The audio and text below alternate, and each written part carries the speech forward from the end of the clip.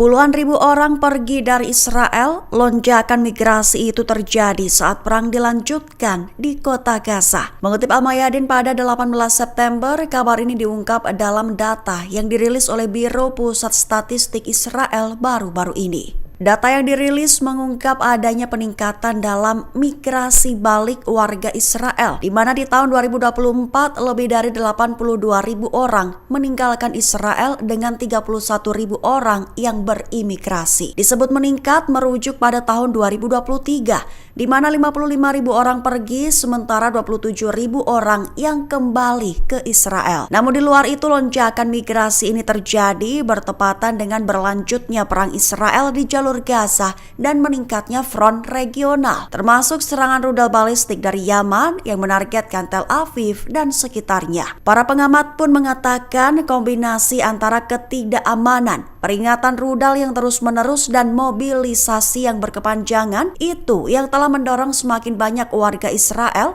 untuk mencari stabilitas di luar negeri. Panglima militer tertinggi Iran Mayor Jenderal Abdul Rahim Mousavi beri klaim terbaru, menyatakan bahwa persiapan tempur militer Iran telah mencapai level tertinggi, menegaskan bahwa militer Iran kini dalam situasi yang mampu memberikan pukulan telak bagi para musuh. Mengutip Tasnim pada 18 September, hal ini diutarakan oleh Mousavi dalam pernyataannya pada Rabu 17 September 2025. Dia menegaskan bahwa kesiapan Teheran telah mencapai tingkat yang mampu mencegah musuh melakukan salah perhitungan, termasuk gagasan untuk melancarkan kembali tindakan agresi. Juga menyatakan kepuasannya terhadap kesiapan komprehensif pasukan darat IRGC dan unit-unit angkatan bersenjata lainnya, terkhusus untuk dengan tegas mempertahankan kemerdekaan, keamanan dan integritas wilayah Iran terhadap semua potensi ancaman. Di akhir, Mousavi menggambarkan penguatan kapasitas pertahanan dan militer Iran di semua domain sebagai strategi permanen. Pejabat terkemuka Hamas memberikan komentar pertama kalinya usai insiden penembakan di Doha, Qatar beberapa waktu lalu, mengklaim penembakan terjadi begitu intens di mana 12 roket ditembakkan dalam waktu kurang dari 1 menit. Mengutip Al Jazeera pada 18 September, hal ini diutarakan oleh Ghazi Hamad pada Rabu 17 September 2025. Lebih tepatnya, dia menyatakan bahwa kala itu dia bersama delegasi negosiasi lainnya sedang melakukan rapat di lokasi kejadian. Lantas pada saat ada serangan pertama, pihaknya langsung meninggalkan lokasi seketika. Mengklaim bahwa pihaknya mengetahui bahwa itu adalah serangan dari Israel, mengaku pernah mengalaminya juga di Gaza. Lebih lanjut, dia mengaku bahwa penembakan itu terjadi begitu intens, mengklaim bahwa situasinya kala itu mengerikan dan roket-roket terus berjatuhan tanpa henti. Dia mengaku bahwa ada sekira 12 roket ditembakkan Israel dalam waktu kurang dari 1 menit. Israel mulai terjunkan tank dan pesawat tempur untuk gempur kota Gaza. Seorang pejabat tinggi PBB menyatakan bahwa serangan itu memicu gelombang baru pengungsian massal di Gaza. Mengutip Al Arabiya pada 18 September, penerjunan tank dan pesawat tempur oleh Israel ini terjadi pada Kamis 18 September waktu setempat. Sementara itu, seorang pengungsi bernama Aya Ahmed 32 tahun menyatakan kesaksiannya. Menyatakan bahwa ada tembakan artileri, serangan udara, tembakan kuadkopter dan drone. Mengklaim bahwa pengeboman tidak pernah berhenti.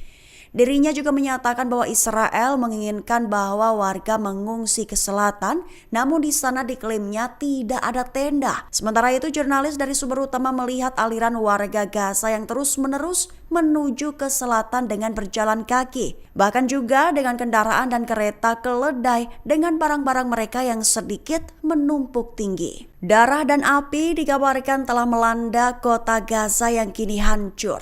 Helikopter Zionis menjatuhkan bom besar di zona sipil hingga menanam alat peledak secara acak. Mengutip Tasnim pada 18 September, sumber-sumber Palestina dan media regional melaporkan pada Kamis bahwa seluruh permukiman di kota Gaza telah rata dengan tanah. Serangan udara Israel telah menghancurkan kota Gaza, menewaskan ratusan orang seketika, membuat hampir 500.000 orang mengungsi hanya dalam 3 hari. Hal itu dilakukan demi menyiapkan landasan bagi invasi darat skala penuh. Rincian operasi yang dilancarkan Israel di mana pasukan telah dikerahkan di beberapa wilayah di sekitar kota Gaza, terkonsentrasi di sektor timur laut, barat laut, dan selatan. Sementara jet tempur dan artileri terus menggempur blok-blok pemukiman. Bahkan laporan sumber utama mengklaim bahwa sebuah kota di kota Gaza telah berada di ambang kehancuran. Seluruh blok di Abu Iskandar, Al-Zarqa, dan Al-Nafaq telah diratakan. Helikopter Israel telah menjatuhkan bom besar di zona sipil.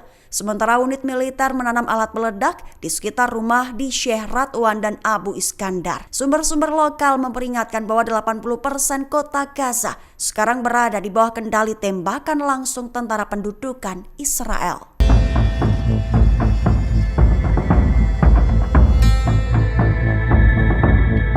Menteri Luar Negeri Amerika Serikat Marco Rubio pada Minggu 14 September 2025 bergabung dengan Perdana Menteri Israel Benjamin Netanyahu dalam penggalian terowongan di bawah kota Silwan, Palestina. Terowongan tersebut terletak hanya beberapa meter dari Masjid Al-Aqsa. Menurut media berbahasa Ibrani, alasan resmi kunjungan Rubio adalah untuk berpartisipasi dalam acara yang diadakan situs arkeologi Kota Daud, Israel. Sebagai informasi, terowongan tersebut yang dikenal sebagai Jalan Ziarah adalah lokasi yang sama di mana Netanyahu sebelumnya membuat pernyataan yang dianggap provokatif tentang hak Yahudi atas Masjid Al-Aqsa. Israel menggali terowongan di dekat Masjid Al-Aqsa untuk membuat jalan ziarah. Israel meyakini bahwa wilayah ini diyakini menyimpan sisa-sisa arsitektur dari era Bait Suci Yahudi, termasuk klaim tentang kuil Salomo.